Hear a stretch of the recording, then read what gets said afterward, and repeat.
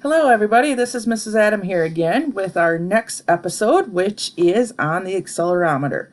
The accelerometer is considered an input device. It will detect movement. Okay, so the accelerometer is considered a digital input device, meaning that there's two states. The microbit's either going to be not being shook or it is going to be shook. So that's the states, the two states that make it digital. Not shook or shook. The accelerometer is located on the back side of the microbit, as you can see here in the diagram, or also on the little video here. Okay.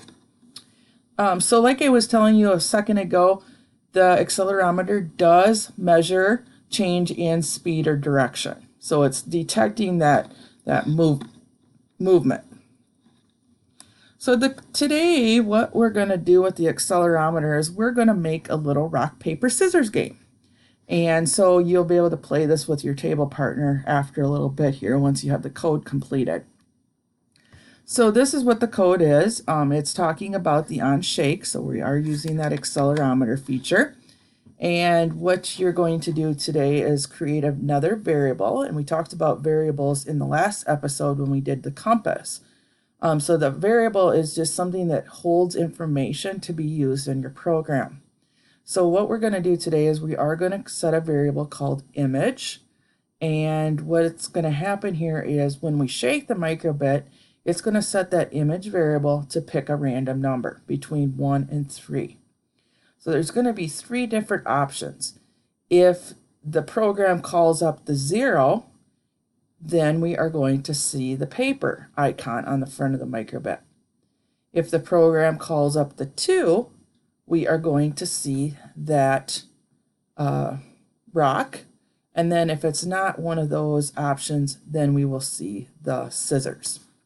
So that's basically an analysis here of the code. I do want to go into make code real quickly here though, and just kind of show you the code there. And I will do sort of like I did in the last episode, try to walk us through just a little bit of this code just to get you started, to make it a little easier for you. So let's go and start a new project here. And we are going to need to create that variable today called image. And so once again, to create a variable, you're going to go to the image drawer. And then you will go make a variable, and you will name your variable image. And then just hit OK. Once you do that, it is going to pull up those other options for us that we will be able to use with that image variable.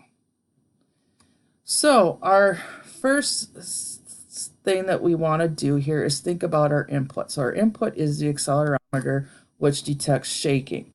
So I am going to get rid of all those starter codes there. We are going to need to go to input and get the on shake button, or block rather.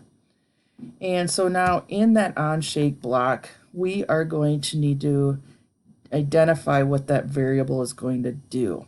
So we're going to need to use that set image to 0 block. Set image is our variable. So we're going to need to set that to something. And we want that to pick a random number between 1 and 3. Now, do you guys remember when we did the scavenger hunt? If you can't remember what drawer like pick random is in, we can come over here to the search box and we can type in pick random, and then it's going to give us some options. Okay, there it is, the purple color. Some of these blocks, even for me, it's hard to remember what drawer they're under. So anytime you forget what drawer things are under, use this search field. It's going to help you a lot. So you have the pick random. Now we need to identify the values that we want to pick in that range from, and it's going to be 1 to 3. And then you are going to be able to just do your logic situation with the if then else. So we will need to add one more since there's going to be 3 options that we're going to have. We'll just start building our code here. So the first one is saying, okay, if the image is equal to 1, show the paper. So we got to go back here to logic to get the equal, and we'll put that into the true situation. go to variable and say, okay, if the image variable is equal to 1, we want to show the paper icon. So then we'll go to basic here. There isn't really a paper icon, so you're just going to have to draw the paper into the LED grid. I'm sorry about that. So just kind of fill in those lights. And then once you have those lights filled in, you'll be able to do the pick when the image is set to 2. So we first have to get that equal again under logic. And you're going to say the image, so back to variable. And we're going to say that that's equal to 2. And so just type your 2 in there. And then you can pick the rock. Once again, I don't believe there's a rock icon, so I'm just going to draw my rock. Something like that. And then if it's not the paper or the rock, it will be the scissors. There actually is a scissors icon under basic, the show icon. And so you can pull that out, and the scissors is the last one in the list. You can put it in there.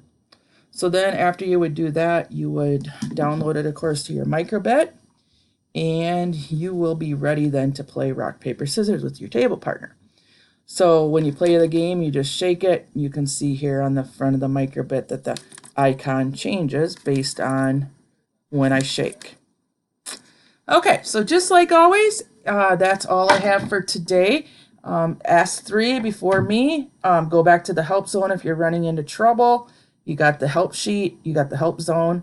So good luck and have fun playing rock, paper, scissors. Until next time.